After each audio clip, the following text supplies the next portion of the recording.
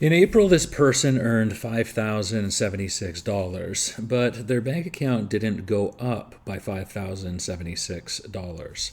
Not even close. So, where did the money go? If you've ever looked at your paycheck, your expenses, and your bank balance and felt like they don't line up, you're not wrong. They don't. And today we're going to explain exactly why. At this point, you've already built an income statement and a net worth statement. So you have a complete view of your financial life, or at least it feels like you should. But there's a problem. Your income says one thing, your net worth says another, and your bank account says something completely different. So which one is right? The answer is all of them. They're just measuring different things. The reason this happens comes down to one idea: timing. And I've emphasized this aspect of timing in the past. You've already seen this in Season 2. Prepaid expenses, accrued expenses, payables, things like depreciation, which include no cash. These all separate when cash moves from when value is actually used.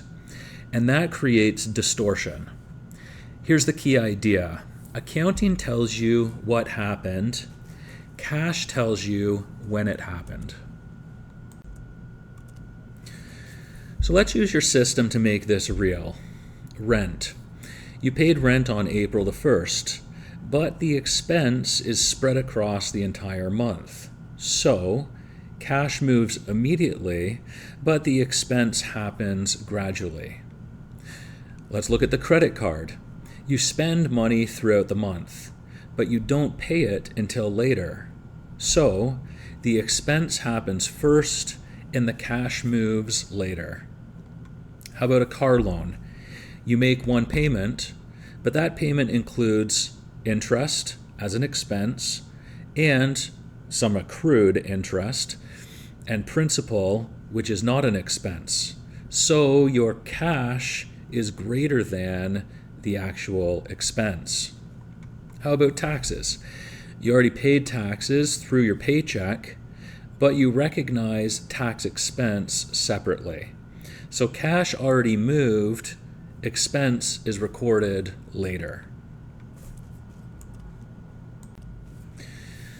Now this is where most people get confused, because earlier you built something called a cash budget. And this was before Season 1. You can find it in the playlist. And it might feel like that should solve this problem, but it doesn't. Because a cash budget and a cash flow statement, although they sound similar, are not the same thing. So what is a cash budget? It's what you expect to happen. It's future-oriented, it's based on assumptions, and it's used for planning. In contrast, a cash flow statement is what actually happened. It's past, it's based on real transactions, and it's derived from your system. So here's the simplest way to think about it.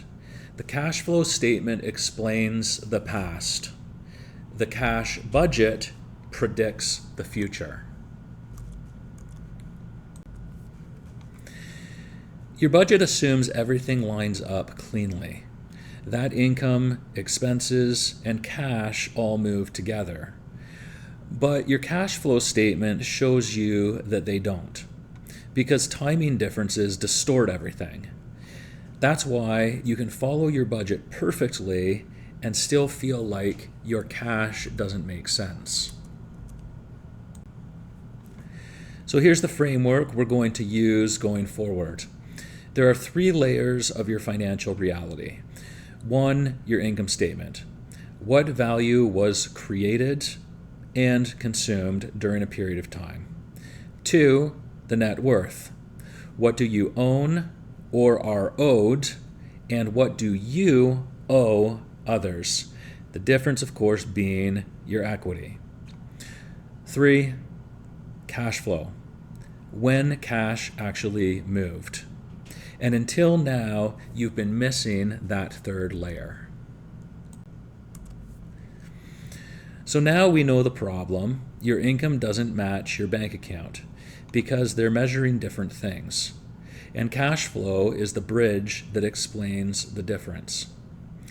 In our next video, we're going to build that bridge step by step using the exact system you've already created, so that for the first time you can actually explain where your money went.